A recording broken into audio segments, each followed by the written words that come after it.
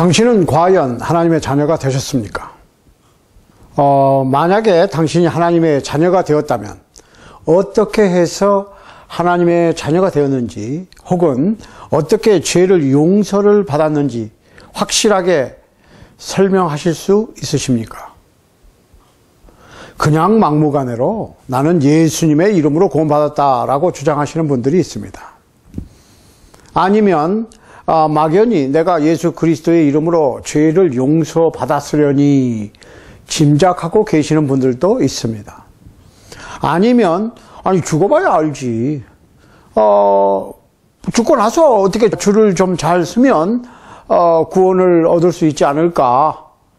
만약에 천당이 있다면 하면서 열심히 교회에 다니시는 분들도 있습니다. 제가 얼마 전에 한 장로님에게 장로님께서는 구원을 받으셨습니까? 라고 여쭤본 적이 있습니다. 약간 짓궂은 질문 같지만 만일에 그렇습니다. 저는 구원을 받았습니다. 라고 대답을 하시면 그러면 어떻게 구원을 받으셨습니까? 라고 다시 여쭤볼 생각이었습니다. 그런데 그 장로님께서 한참을 난처해 하시더니 가까스로 기어 들어가는 목소리로 글쎄요, 구원을 받았다고 봐야 되겠지요? 라고 대답하시는 것이었습니다. 그래서 저는 그 다음 질문하는 대신에 환원운동의 호소라고 하는 작은 책자를 건네드렸습니다. 그 속에는 확실한 성서적 구원 얻는 방법이 적혀 있으므로 그 책자 읽어보시면 무슨 질문의 말씀이 있을 것으로 기대하고 돌아섰습니다. 한 일주일 후에 그 장로님을 다시 만났는데 대뜸 하시는 말씀이 이 책의 내용이 참 좋습니다. 그런 신문에 내야 되는데 하시는 것이었습니다. 그러나 그 책의 내용대로 구원 얻는 방법에는 별다른 관심이 없는 듯 보였으므로 그냥 씁쓸하게 돌아섰던 기억이 있습니다. 과연 내가 죄 용서를 받았다든지 하나님의 자녀가 되었다고 하는 것을 내가 감정적으로 느낄 수 있는 것인가? 거의 모든 사람들은 자신의 죄에 대한 용서를 자신의 느낌에 의존하고 있습니다. 예를 들면 자신이 기분 좋게 느끼면 용서받은 것이고 자신이 기분 나쁘게 느끼면 용서를 받지 못한 것으로 간주하는 것입니다. 그러나 용서받았다고 하는 증거가 자신의 느낌에 의해서 결정이 된다면 그것은 결코 신앙이라고 볼 수가 없고, 다만 막연한 기대감이나 행운이나 요행수를 바라는 소원을 비는 정도일 수밖에 없습니다.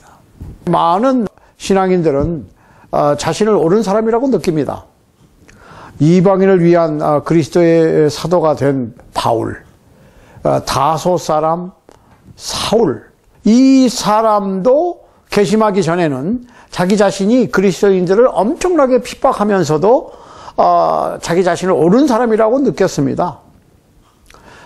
그래서 나중에 사도행전 23장 1절에 보면 여러분 형제들아, 오늘날까지 내가 범사에 양심을 따라 하나님을 섬겨노라 라고 얘기하면서 사도행전 26장 9절에 보면 나도 나사렛 예수의 이름으로 대적하여 범사를 행하여야 될 줄 스스로 생각하고 라고 고백함으로써 자기 자신의 느낌이 잘못되었었음을 고백하였습니다. 바울은 깨끗한 양심의 소유자였고 경건한 종교인이었으나 예수 그리스도와 그의 몸된 교회를 대적하고 박해하는 잘못을 범했던 것입니다. 갈라디아서 1장 13절에 보면 사도 바울은 이렇게 고백합니다.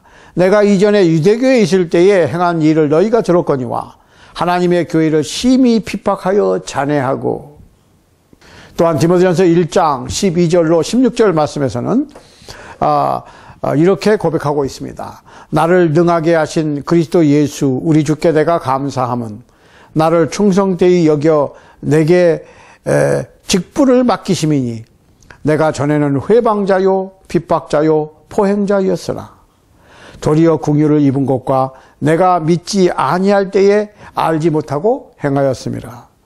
우리 주의 은혜가 그리스도 예수 안에 있는 믿음과 사랑과 함께 넘치도록 풍성하였도다. 믿보다 모든 사람이 받을 만한 이 말이여 그리스도 예수께서 죄인을 구원하시려고 세상에 임하셨다 하였도다. 죄인 중에 내가 괴순이라. 그러나 내가 긍휼을 입은 까닭은 예수 그리스도께서 내게 먼저 일체 오래 참으심을 보이사 후에 주를 믿어 영생 얻는 자들의 본이 되게 하려 하심이니라. 자, 어떤 분이 성실하고 근면하고 삶의 모범이 된다고 해서 하나님께서 그를 받으실 것이라는 생각이나 그렇기 때문에 그분이 구원될 것이라고 하는 생각은 바른 신앙이 아닙니다. 도덕적 판단이나 사고는 교육의 결과일 뿐이며 양심이란 어떤 기정화된 사실을 인정하거나 부정하는 능력일 뿐입니다. 사람의 양심은 자신이 옳다고 믿는 일은 받아들이고 그러다고 믿는 일은 반대하는 기능일 뿐이므로 양심 그 자체가 선악을 결정짓는 표준이 될 수는 없는 것입니다. 인간의 양심은 하나님의 말씀에 근거해야만 안전한 길잡이가 될 수 있습니다. 사람은 오판을 할 때도 있으므로 정직한 실수를 할 수도 있으며 진리란 하나님의 말씀이지 양심의 소리가 아닌 것입니다. 그러므로 양심의 소리가 진리의 말씀인 하나님의 말씀의 자리를 차지할 수는 없습니다. 자신의 양심이 자신의 행위를 옳다고 받아들였다고 해서 그것이 곧 하나님을 기쁘시게 하는 것은 아니라는 말씀입니다. 그래서 성서는 말합니다. 어떤 길은 사람이 보기에는 바르나 필경은 사망의 길이니라. 잠언 14장 12절, 잠언 16장 25절, 잠언 12장 15절 말씀을 꼭 참조하시기 바랍니다. 개심하기 전에 사울 곧 바울은 자신의 양심에 의하면 잘못된 것이 아니었어요.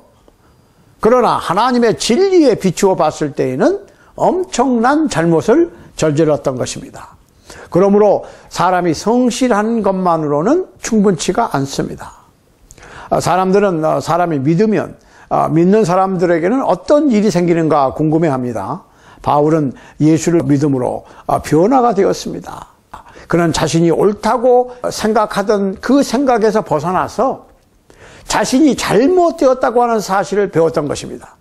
사람이 진리를 알지 못해서 정직한 실수를 저지르다가 진리와 대면하게 되면 두 가지의 반응이 나타나는데, 첫째로는 진리에 복종하여 자신의 잘못을 인정하고 시정함으로 정직한 실수를 더 이상 저지르지 않게 되는 반응이 일어나게 됩니다. 두 번째로는 자기 자신의 생각이나 자기 양심의 소리를 진리보다 더 고집함으로 그것을 정직한 실수에서 고의적인 잘못으로 바꾸게 되는 것입니다. 누가복음 8장 18절 말씀에 보면 좋은 땅에 있다는 것은 착하고 좋은 마음으로 말씀을 듣고 지키어 인내로 결실하는 자니라 했습니다. 말씀을 듣고 지키어 끝까지 견뎌내어서 결실을 맺는 것이 좋은 땅이다 그랬어요. 사람의 감각은 자기 자신이 믿는 결과로 얻어지는 느낌입니다. 그 증거가 진리일 수는 없습니다. 만일 어떤 사람이 자신이 구원을 받았다라고 믿는다면 그것이 사실이든 사실이 아니든지 간에 자신이 구원을 받았다고 느끼게 될 것입니다. 기쁨이나 슬픔의 감정은 오해 때문에 생길 수도 있다는 사실을 인정할 수 있어야 합니다. 예를 들면 야곱의 경우입니다. 야곱은 아들 요셉이 죽은 줄로 철석같이 믿고 비통해했습니다. 그런데 사실상 요셉은 죽지 않았습니다. 그로부터 22년 후에 애굽에서 야곱은 사랑하는 아들 요셉을 다시 만나보게 되었습니다. 22년 동안 야곱의 감정은 사실이었어요. 그 진실한 야곱의 감정이 요셉의 죽음을 증명할 수는 없었습니다. 야곱의 감정의 증언은 틀린 것이었습니다. 창세기 37장 28절로 36절, 창세기 42장 29절로 38절, 창세기 45장 25절로 28절, 46장 1절로 7절, 29절, 30절 말씀을 꼭 읽어보시기 바랍니다. 그러니까 결론적으로 야곱은 자신의 감정에게 정직하게 속았던 것입니다. 그렇다면 여기서 왜 야곱은 요셉이 죽었다고 믿게 되었을까요? 죽지도 않은 요셉, 사실은 죽지 않았는데 사랑하는 아들 요셉이 죽었다라고 철석같이 믿게 된 이유가 무엇이냐는 얘기죠. 예, 물론 그것은 요셉의 형들의 거짓말과 요셉의 피가 아닌 염소의 피가 묻은 찢어진 겉옷을 증거로 받아들였기 때문입니다. 거짓 증거와 거짓 증언을 믿은 야곱은 요셉이 죽었다고 스스로 결론을 내리고 비통해했고 낙담했던 것입니다.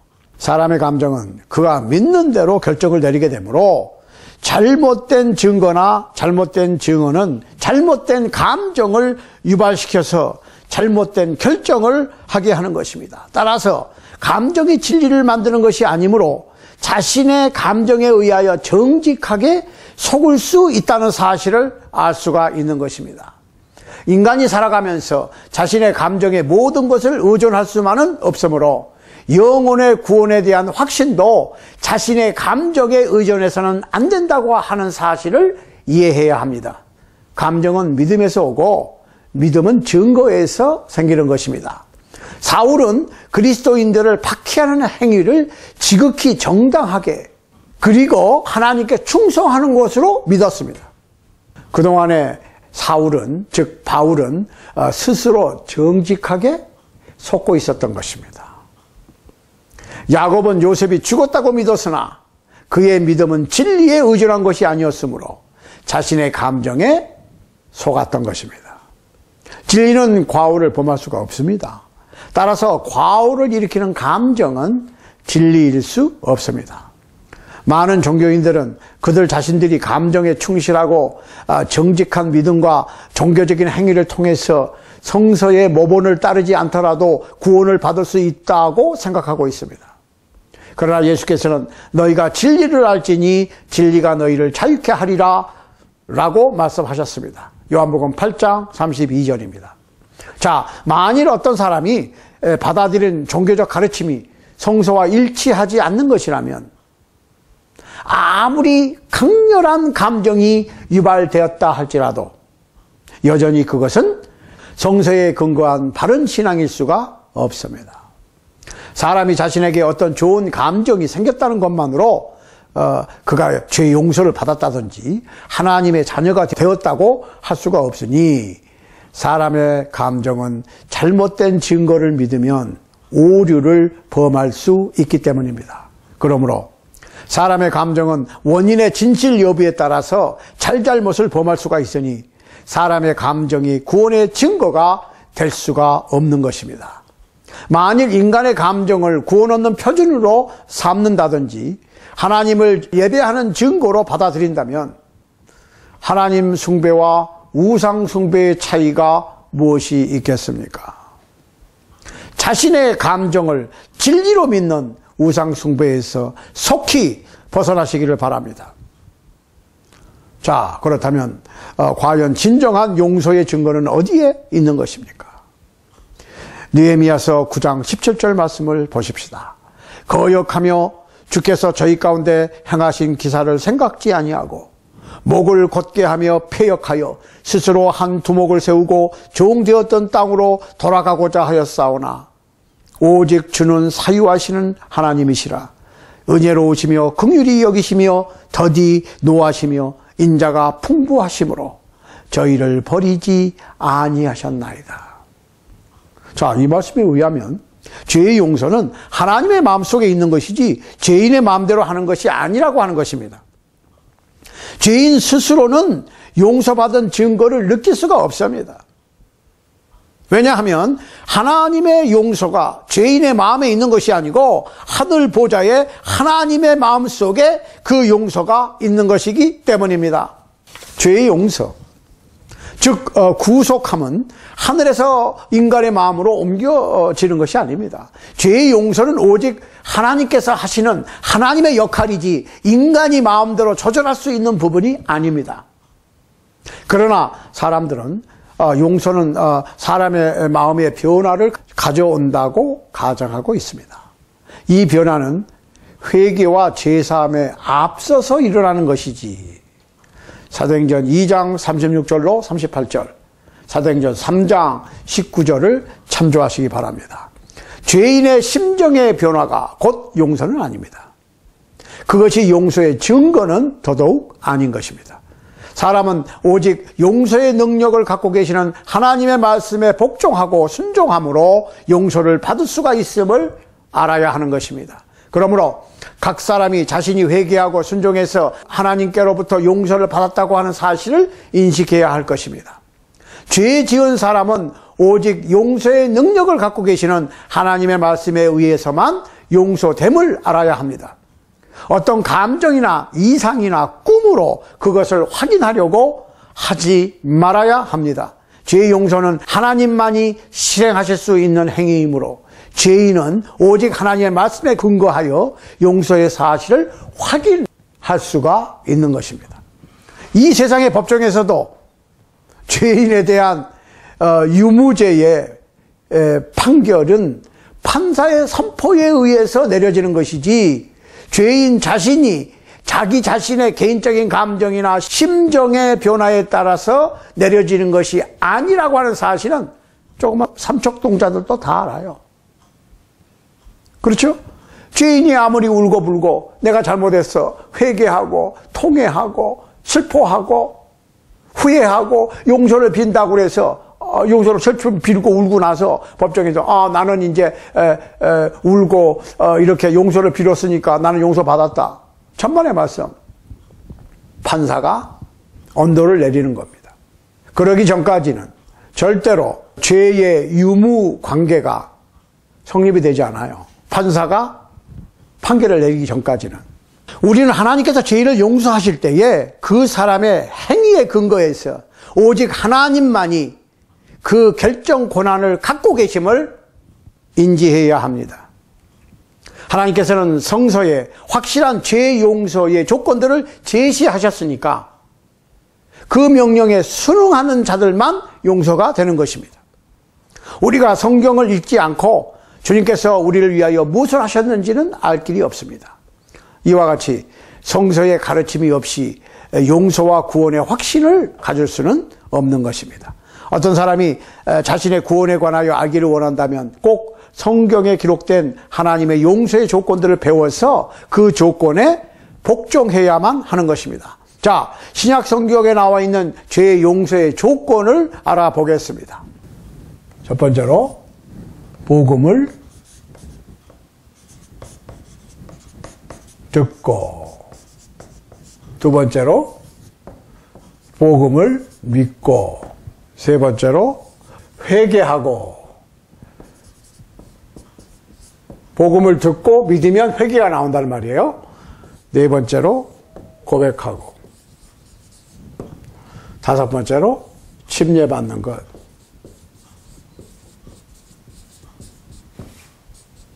믿음으로 구원받는 건데 믿음은 들음에서 나니까 듣는 것이 먼저죠. 로마서 10장 17절. 믿음은 들음에서 나며 들음은 예수 그리스도의 말씀으로 말미암았느니라. 들어야 돼. 그러면 믿음이 생기겠죠. 마가복음 16장 15절로 16절. 믿어라. 믿음이 생기면 회개가 나오는 거예요. 누가복음 13장 3절. 회개. 사람이 마음으로 믿어 의에 이르고 입으로 시인하여 구원에 이르느니라. 로마서 10장 10절.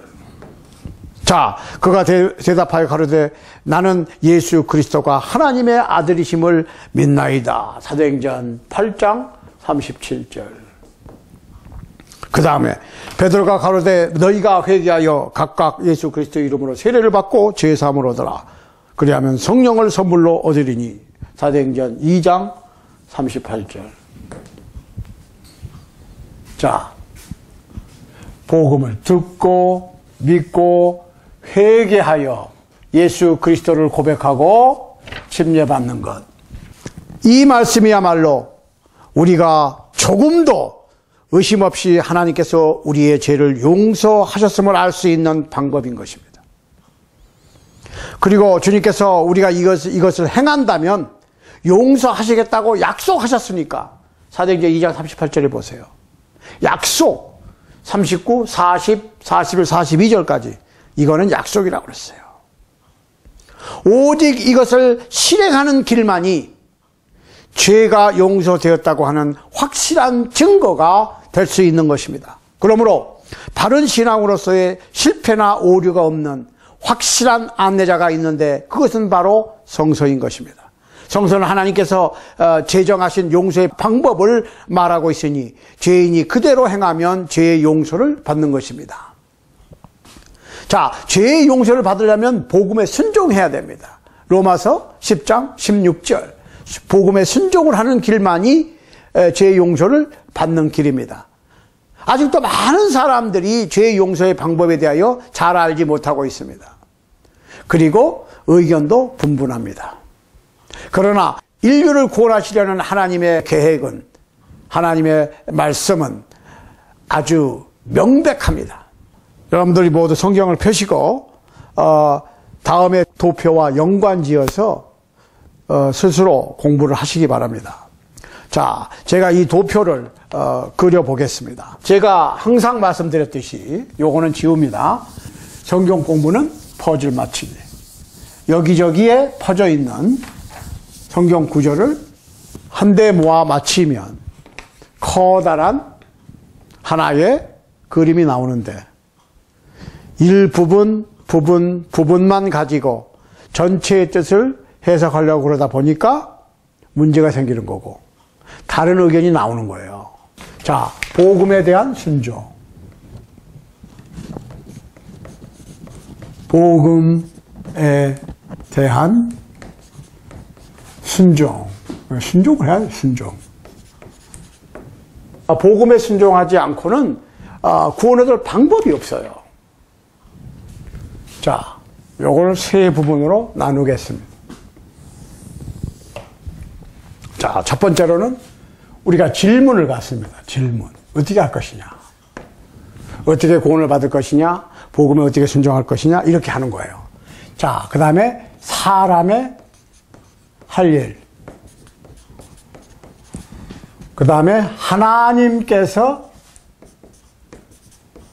해 주시는 일.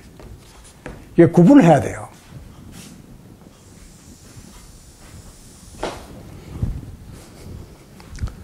자, 베드로전서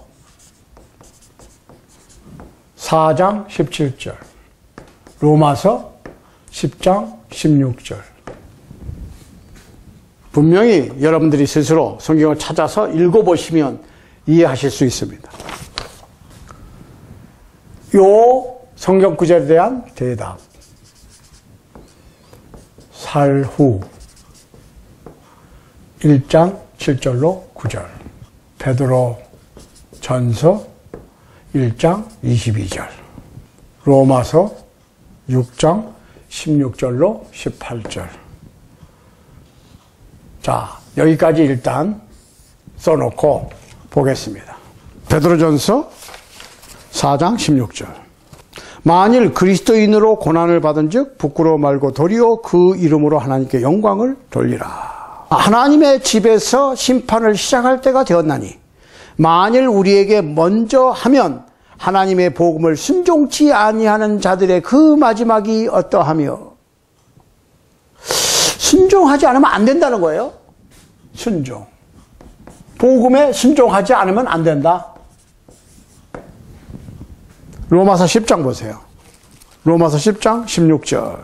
우리가 성경을 찾아서 읽어보면 전체의 그림이 그려집니다. 10장 16절 보세요. 그러나 저희가 다 복음을 순종치 아니하였도다. 이사야가 가로되 주여 우리의 전하는 바를 누가 믿었나이까 하였으니. 믿질 않아. 순종하지를 않아. 그럼 순종을 해야 된다는 거예요. 자, 그 다음에 이 순종을 하지 않으면 어떻게 되겠느냐? 데살로니가 후서 1장 7절로 9절. 환난 받는 너희에게는 우리와 함께 안식으로 갚으시는 것이 하나님의 공이시니 주 예수께서 저의 능력의 천사들과 함께 하늘로부터 불꽃 중에 나타나실 때에 하나님을 모르는 자들과 우리 주 예수의 복음을 복종치 않는 자들에게 형벌을 주시리니 이런 자들이 주의 얼굴과 그의 힘의 영광을 떠나 영원한 멸망의 형벌을 받으리로다. 자, 여기서 하나님을 모르는 자와 하나님을 모르는 자와 복음을 복종치 않는 자를 같이 취급한다고 그랬습니다. 그러니까 하나님을 모른다, 하나님 믿지 않는다. 그렇지만 하나님을 믿는다 그러면서 복음에 순종하지 않으면 하나님을 믿지 않는 자나 다름없다는 거예요. 베드로전서 1장 22절을 보세요. 너희가 진리를 순종함으로 너희 영혼을 깨끗하게 하여 그랬습니다. 진리에 순종해야 돼. 진리에 순종하는 것이 영혼을 깨끗하게 하는 것이다.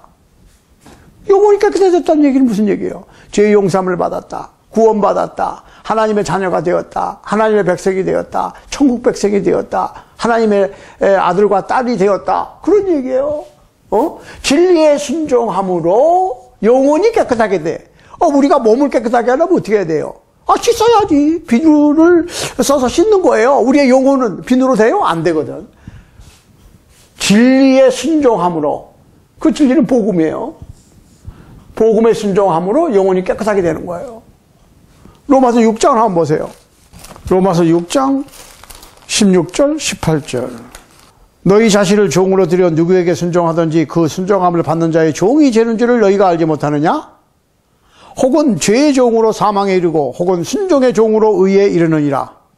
하나님께 감사하리로다. 너희가 본래 죄의 종이더니 너희에게 전하여 준 바 교훈의 본을 마음으로 순종하여 죄에게서 해방되어 의에게 종이 되었느니라.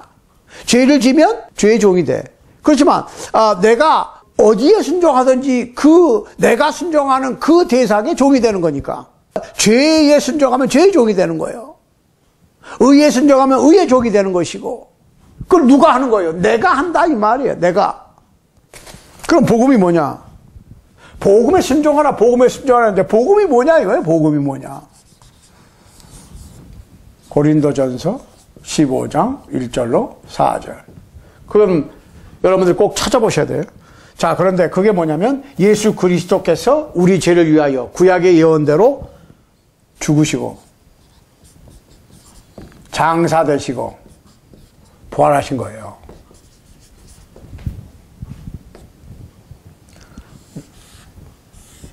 예수 그리스도의 죽으심과 예수 그리스도의 장사됨과 예수 그리스도의 부활과 우리가 연합되어야 되는 거야. 그게 복음에 순종하는 거라고. 어떻게? 세례로. 물론 침례죠. 로마서 6장 3절로 4절. 보실까요? 로마서 6장 3절 4절. 무릇 그리스도 예수와 합하여 세례를 받은 우리는 그의 죽으심과 합하여 세례 받은 줄을 알지 못하느냐. 그러므로 우리가 그의 죽으심과 합하여 세례를 받음으로 그와 함께 장사되었나니 이는 아버지의 영광으로 말미암아 그리스도를 죽은 자 가운데서 살리심과 같이 우리로 또한 새 생명 가운데서 행하게 하려 함이니라. 새 생명 가운데서 행한다. 그게 무슨 얘기예요? 옛 몸을 예수 그리스도의 이름으로 세례를 받아서 예수 그리스도의 죽으심과 연합이 되고 예수님의 장사와 연합이 되고 예수님의 부활과 연합이 됐으니까 죄악의 몸은 예수님의 죽으심과 연합됨으로 죽어버리고 내 죄악된 몸은 예수님의 장사와 연합함으로 장사 지내버리고 다시 예수 그리스도의 부활과 연합됨으로 새 생명 가운데서 거하는 것이에요. 이것이 세례라고. 왜 이렇게 쉽게 했어요? 뭐 이상한 주문을 외우거나 어려운 경문을 외우거나 아니면은 무슨 수천 개를 낭떠러지를 어떻게 뭐 올라갔다 내려갔다 하라든지 뭐 아니면은 뭐 사람이 정말 어려운 어떤 고행의 길을 간다든지 여러 가지 그 고난과 역경을 통해서 돌을 닦아서 뭐 어떻게 하도록 좀 하지, 이렇게 쉽게 예수 그리스도의 복음, 즉 나를 위해서 예수님께서 죽으시고 장사 지내시고 부활하셨다고 하는 사실을 믿고 물속에 잠기기만 하면 새 생명을 주시겠다는 거야. 죄 용서를 주시겠다는 거야. 왜 이렇게 쉽게 했을까? 왜 그런 줄 아세요? 누구나 다 학문이 없는 사람이라도, 야만인이라도, 그를 모르는 사람이라도 예수님의 희생을 전파하고 예수님의 장사를 전파하고 예수님의 부활을 전파해. 예수님께서 하나님의 독생자고 나의 구세주야. 예수님께서 나를 대신해서 나를 위해서 죽으시고 장사 지내시고 부활했다. 이 기쁜 소식을 여러분들이 믿어라. 우리가 사도들 얘기는 우리가 부활한 예수님을 보았다.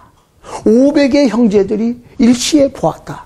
성천하시는 것까지 우리가 보았다. 다시 오신다고 약속했다.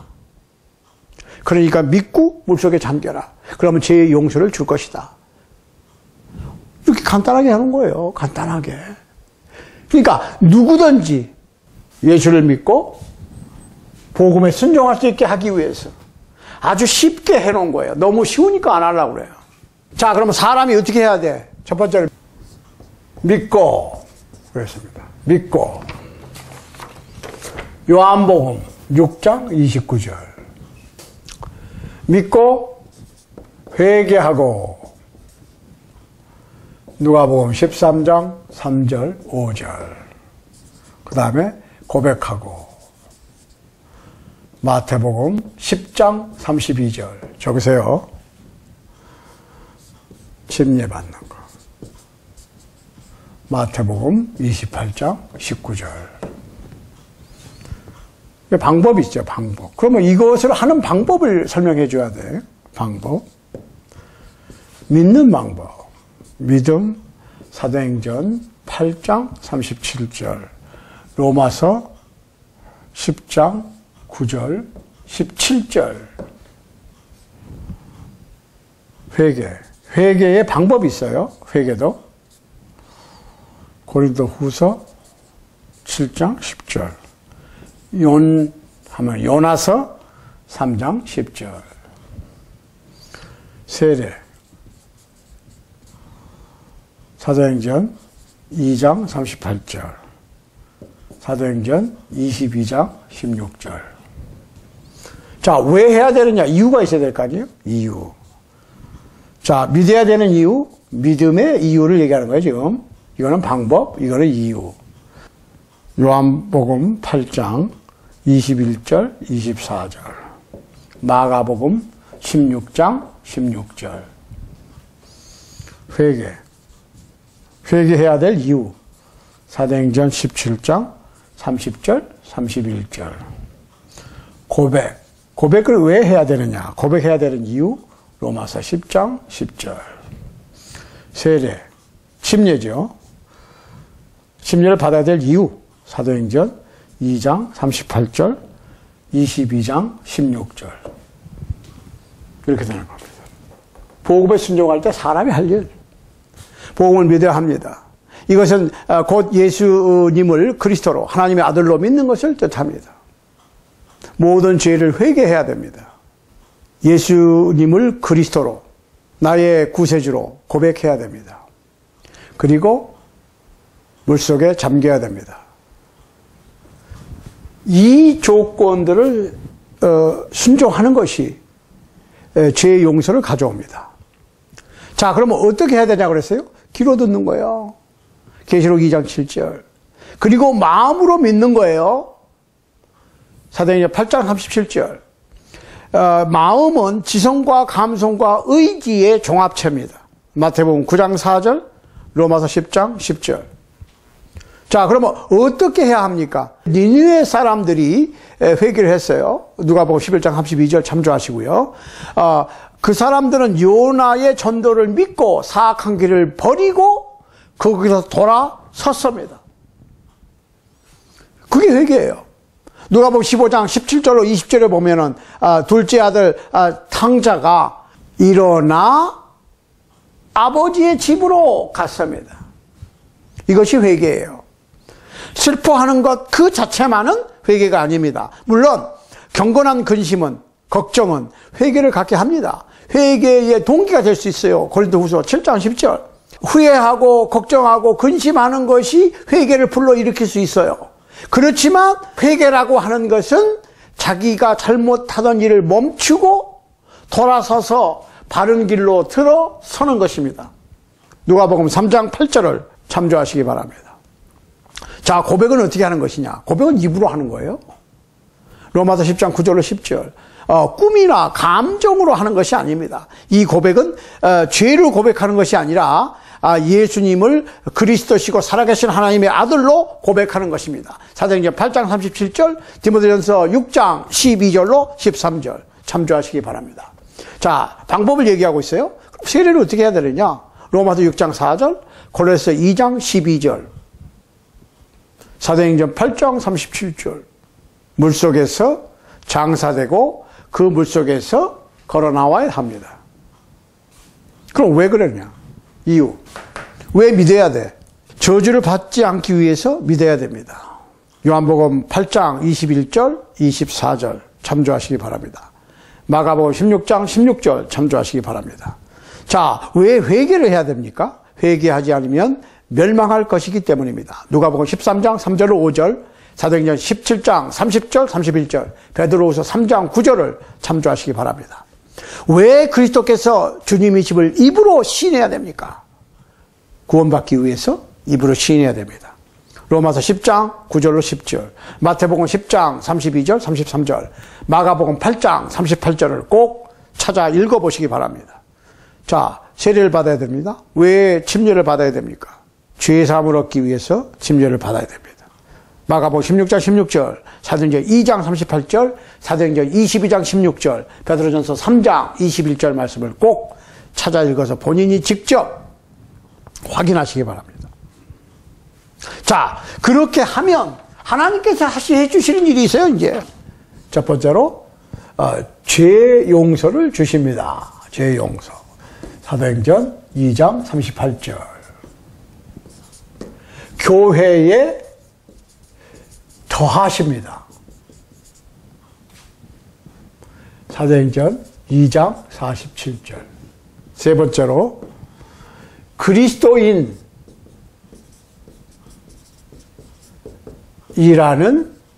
이름을 주십니다. 사도행전 11장 26절, 26장 28절. 베드로전서 4장 16절. 네 번째, 그리스도의 교회라는 이름을 주십니다. 로마서 16장 16절. 꼭 찾아 읽어보셔야 돼요. 그 다음에 예배 형식을 주십니다. 예배 형식. 예배도 내 마음대로 하는 게 아니라 형식 성경이 있어요. 사도행전 2장 42절. 다섯 번째, 영생을 약속했습니다. 영생. 요한복음 2장 25절, 로마서 6장 22절, 23절. 여섯 번째, 이 약속이 이행되는, 이거 약속이니까 아직 실현이 안 된 거예요. 이 약속이 실현되려면, 이행되려면 어떻게 해야 되느냐? 그 조건이 있어요. 계시록 2장 10절입니다. 우리가 복음에 순종하면 하나님께서는 우리의 죄를 용서해 주십니다. 사도행전 2장 38절, 누가복음 24장 47절, 마가복음 16장 16절 말씀을 꼭 참조하시기 바랍니다. 자, 구원된 사람들은 주님의 몸 된 교회에 더해지는데 주님께서 더하시는 거예요. 내가 교회를 선택하고 내가 나가고 들어가고 하는 게 아니라 주님께서 나를 주님의 몸된 교회에 도와시는 거예요. 그러니까 내가 교회가 되는 거예요. 사도행전 2장 47절. 구원의 조건과 교회에 더해지는 조건은 같은 것입니다. 복음에 순종한다고 하는 것은 어느 교파에 가입되는 것이 아니에요. 사도들은 결코 구원받고 네가 택하는 교회에 들어가라 하지 않았습니다. 복음에 순종하는 모든 사람들은 그 조건들을 지키며 한 몸인 한 교회에 더해지는 것입니다. 구원받은 사람들은 그리스도인이라고 하는 이름만을 사용할 수가 있습니다. 사도행전 11장 26절, 26장 28절, 베드로전서 4장 16절. 어느 지역에서 세례를 받은 그리스도인들은 그곳에서 주님의 교회를 구성합니다. 그런 모임들을 성경에서는 그리스도의 교회들이라고 로마서 16장 16절에서 부릅니다. 또 그 사람들은 주님께서 가르쳐 주신 대로 예배를 합니다. 사도행전 2장 42절. 이렇게 예배에 대해서도 또 우리가 공부를 따로 해야 돼요. 어떻게 하는 것이 성서적인 예배냐? 또 성경에 나와 있어요. 고린도전서 16장 2절, 예배서 5장 19절 참조하시기 바랍니다. 하나님께서는 복음에 순종하는 사람들에게 영생을 약속하셨습니다. 요한일서 2장 25절, 로마서 6장 22절로 23절. 그러나 그 약속은 그들이 믿음을 끝까지 지켜야 된다고 하는, 믿음 안에 끝까지 머물러 있어야 한다고 하는 조건이 수반되어 있습니다. 자, 이 말씀에 한 가지 더 덧붙이겠습니다. 요한계시록 14장 13절. 또 내가 들으니 하늘에서 음성이 나서 가로되 기록하라. 자금 이후로 주 안에서 죽는 자들은 복이 있도다 하시매 성령이 가라사대 그러하다. 저희 수고를 그치고 쉬리니 이는 저희의 행한 일이 따름이라 하시더라. 주 안에서 죽어야 돼. 끝까지 믿음을 지키라는 얘기예요. 요한계시록 14장, 계시록 14장 13절, 계시록 2장 10절 말씀을 꼭 찾아서 본인이 직접이에요. 다른 사람 시키지 말고 확인하시기 바랍니다. 하나님께서 이 용서의 조건을 설정하셨어요. 이렇게 하나님께서 설정하셨다고 말씀해. 그럼에도 불구하고 다른 용서의 조건을 제시하는 사람들이 있습니다. 그러나 그런 다른 조건들은 인간적인 조작에 불과합니다. 어떤 사람들은 당신이 그리스도를 자신의 구세주로 받아들이는 바로 그 순간 당신은 구원을 받을 것입니다. 혹은 지금 구원을 받기 원하는 사람은 예수를 그리스도로 고백하고 자리에서 일어서십시오. 아니면 손을 드십시오. 제가 여러분의 영혼을 위해서 기도하겠습니다. 주님께서 여러분의 죄를 용서하시고 천국 백성으로 받아주실 것입니다. 라고 용서의 조건을 제시하는데, 여러분, 우리 주님께서는 절대로 그렇게 말씀하신 적이 없으십니다. 그들은 사람이 어떻게 그리스도를 받아들여야 하는지, 그리고 구세주께서는 구원을 위해서 무엇을 요구하시는지를 전혀 염두에 두지 않고 믿기만 하면 구원받는다고 주장합니다. 그러나 우리가 공부한 주님의 말씀에 의하면 복음의 순종, 곧 구원의 조건들과 대조해 보시라고. 자신들의 주장대로 자신들이 구원받았다고 느끼는 것이지 성경에 입각한 구원된 증거일 수는 없습니다. 오직 믿기만 하면 구원받는다고 하는 주장은 소금은 짠 것이야. 싱거우면 소금 쳐. 라고 생각만 하면 가는 저절로 맞는다라고는 주장과 같습니다. 사실 성실한 많은 사람들이 이런 잘못된 주장에 정직하게 속고 있으면 매우 유감스러운 일이 아닐 수 없습니다. 그들은 자신들 스스로가 구원되었다고 믿고 있으나 실제로 성서에서는 오직 믿음만으로는 구원될 수 없다라고 가르치고 있으므로 그들의 영혼은 매우 위험한 상태에 처해 있는 것입니다. 야고보서 2장 24절 말씀을 한번 찾아서 읽어 보십시다. 이로보건대 사람이 행함으로 의롭다 하심을 받고 믿음으로만 아니니라. 이게 좀 감각이 안 오시는 분들이 있어요. 이 말씀을 듣고도. 영어로 한번 보겠습니다. You see that a person is justified by what he does and not by faith alone. 이게 NIV입니다. 믿음만으로는 안 된다 이 말이에요. 사람이 의롭게 되는 것이 믿음만은 안 된다. 행함과 함께, 행함으로만은 또 안 돼. 믿음과 행함이 동시에 같이 일해야 된다는 거예요. 사랑하는 여러분, 우리가 가지고 있는 구원에 대한 믿음이 성서에 위배되었다면 그것은 곧 우리의 구원에 대한 감정이 잘못된 믿음에서 발생된 것이라고 하는 증거인 것입니다. 예를 들면 어떤 사람이 세례를 받지 않고 구원받았다고 믿는다든지, 또 세례를 받기 전에 구원되었다고 믿는다면 그 사람의 믿음은 잘못된 것입니다. 왜냐? 예수님께서는 분명히 믿고 세례를 받는 사람은 구원을 얻으리라 라고 마가복음 16장 16절에서 분명하게 말씀하셨기 때문입니다. 예수 그리스도의 사도 베드로도 죄사함을 위하여 회개하고 세례 받으라 라고 사도행전 2장 38절에서 외쳤기 때문입니다. 인간의 감정이 그리스도의 가르침이나 그의 영감받은 사도들의 말보다 더 확실한 용서의 증거가 된다고 믿는 사람은 한 사람도 없을 것입니다. 그럼에도 불구하고 주님께서 제시하신 조건들을 수행하지 않고도 구원되었다고 주장하는 사람들은 자신의 그릇된 감정에 진지하게 속고 있는 것입니다.